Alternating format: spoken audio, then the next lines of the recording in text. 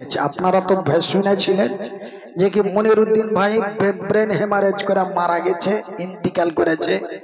আপনারা মেলায় জায়গায় জানাজাও পড়ে নিয়েছেন, আমি শুনেছি। ব্রেন ঘোরার পরে আমি শুনেছি। কিন্তু আজ একটা কথা শুনে খুব খুশি হলো। শামীম আখতার ভাই সাহেব বলছে, মনির ভাই তোমার লাগে আমার মসজিদে এলান করে জামাতবদ্ধ হয়ে করে দোয়া করেছি। আর যেই তোমার কথা শুনেছে যে অবস্থা খারাপ, ওরই মুখ থেকে বলছে আহ লোকটা খুব ভালো ছিল জি। এরকম করে আপনার হাই পস্তানা করেছে। আল্লাহ আপনাকে ঘোরালছে শুধু মানুষের দোয়ায়।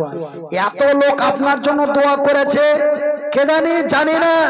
নিশ্চয় আল্লাহর কোন নেক বান্দার দোয়া আল্লাহ কবুল করেছে, আল্লাহ আপনাকে বাঁচিয়ে দিয়েছে। কেনা যে ব্রেন হেমারেজ রোগী বাঁচে না, ব্রেন স্ট্রোক রোগী বাঁচে না।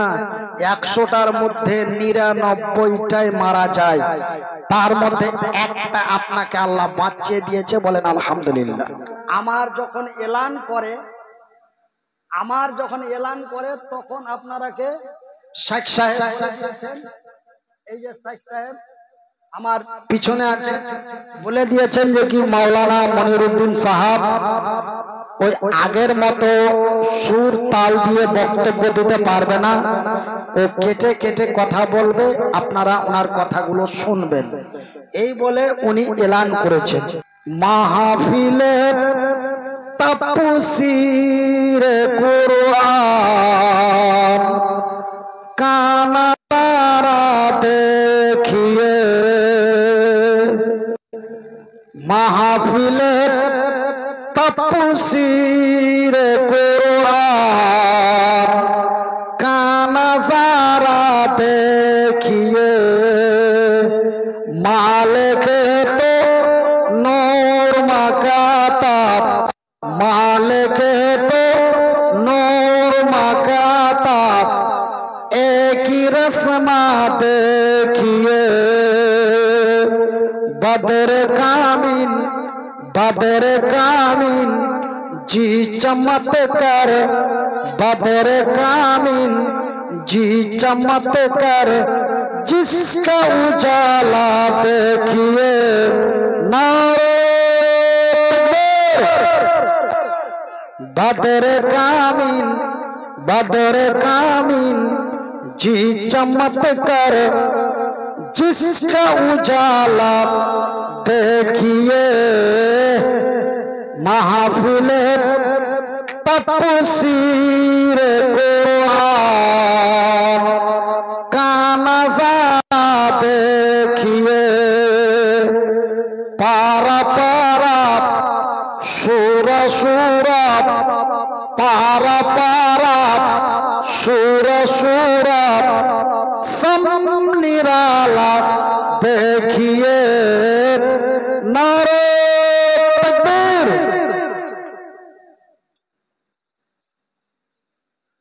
महफिले तफसीर कुरान का नज़ारा देखिए। सम्मानित ও যোগ্যতম আজকের সভার সভাপতি সাহেব, আগত ওলামায়ে ইকরাম, অত্র এলাকা থেকে ছুটে আসা ইসলাম দরদি ভাই ও বন্ধুরা, বয়োজ্যেষ্ঠ বয়সপ্রাপ্ত বাপ এবং চাচারা, স্নেহের কচি কচি ছেলেরা, পর্দায় বসে থাকা মা ও ভগ্নীগণ, প্রশংসা ওই মহান আল্লাহ যেই মহান রব্বুল আলামিনের অশেষ দয়ায় আমরা গরিব মানুষ সারা দিন কাজ কর্ম করে ব্যবসা বাণিজ্য করে আমরা নিজেকে অসুস্থ ক্লান্ত মানে খাস্তা না, নিজেকে অসুস্থ ক্লান্ত বোধ মনে না করে আমরা সুন্দর সুন্দর বাড়ি, সুন্দরী সুন্দরী নারী, আরামের ঘুম হারাম করে খোলা আকাশের নিচে বসে সন্ধ্যা রাত্রি থেকে প্রায় শেষ রাত্রি পর্যন্ত এই প্যান্ডেলের নিচে বসে আল্লাহ ও তার রাসূলের দ্বীনের কথা শুনতে আছি। তাই আমার আল্লাহ রাব্বুল আলামিনের শুকরিয়া আদায় করে বলি আলহামদুলিল্লাহ। নিন চলে গেছে না আমার মতন আদমরা হয়ে গেছে? হ্যাঁ,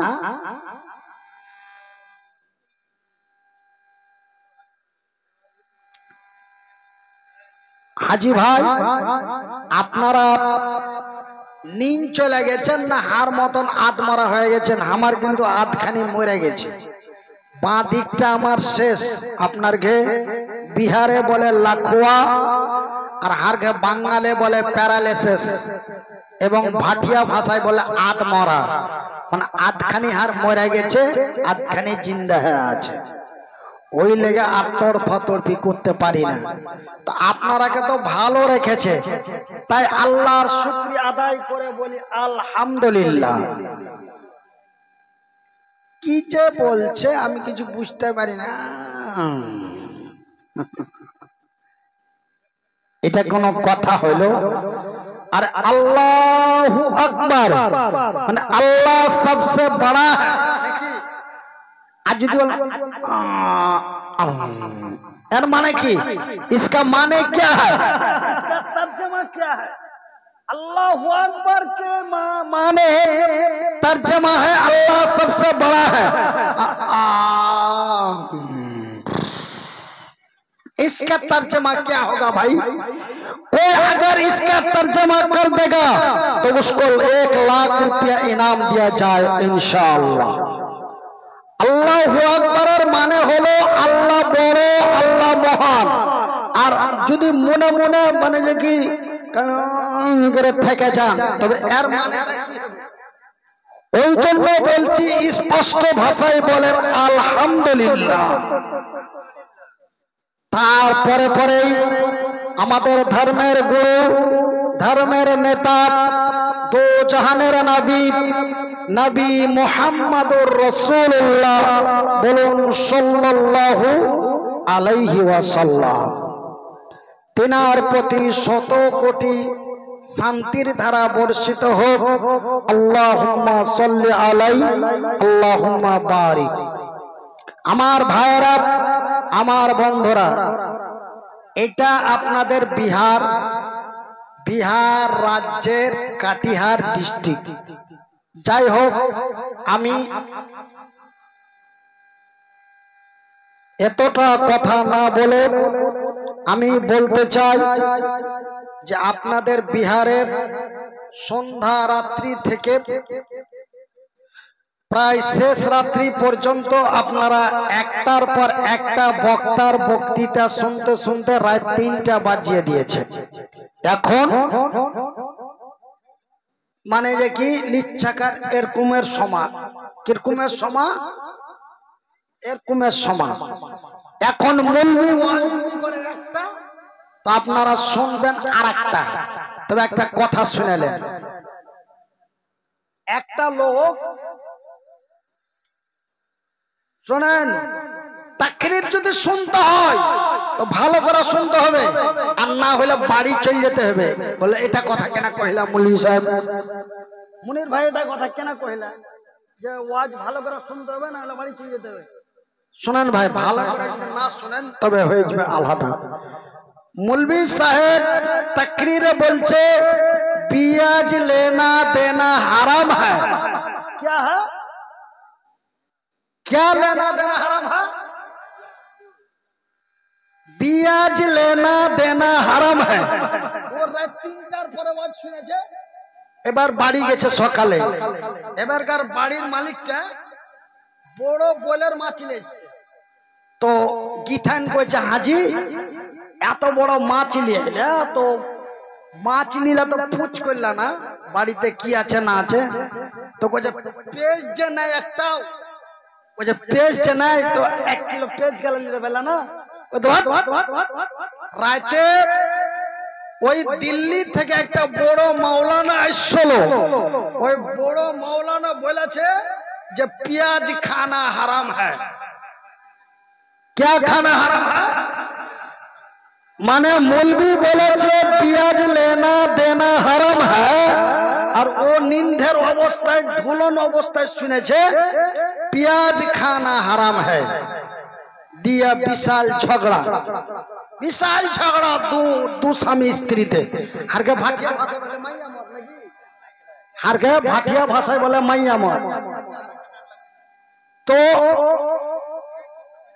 আরে এখন যা আছে আলহামদুলিল্লাহ, আর বেশি পেঁয়াজ পাকামো করতে যাও না, না তো ফুটা ভাতে সমস্যা হয়ে যাবে। এবার দু স্বামী স্ত্রীতে খুব মারামারি ঝগড়া দিয়ে মর্দাটা সহ্য করতে পারেনি। মর্দা সহ্য করতে না পারে ওকে দিয়েছে ফাইট, একদম এ কোকা ও কোকা মাইরা গুলা করে দেয়। এবার দেখছে যে কি তো যে গুলগুলা কোন সকাল বেলায় তো বিচার বসে যাবে, তখন ও রাগ করে পালিয়েছে, রাগ করে বাড়ি থেকে পালিয়েছে। শোনালাও এই রাত 3টার পরে জালসা শোনা, একটু কান খুলে শোনালাও। আমি কোনো ফতোয়া দিচ্ছি না, আমি খালি কারণটা বলছি, ঘটনাটা বলছি। রাত 3টার পরে জালসা শুনলে কি হয়। এবার তুঝনা মেলা ঝগড়া ঝাঁটি করে ও মর্দা এখন রাগ করে থাকবে না, চলে যাবে। তোকে দেখবো না, তোর বাড়িতে থাকবো না। কিন্তু কত খেপার খেপা, ওয়ারি বাড়ি আর ওর স্ত্রীকে কইছে তোকে দেখবো না, তোর বাড়িতে থাকবো না। কইছে হাজি যেঠে মন সেঠে যাবে, দুটা খায়া লাও। খবরদার চালা করবি না, তোর হাতের খাবো না। তোকে কথা শুনুন, তোকে দেখবো না, তোর বাড়িতে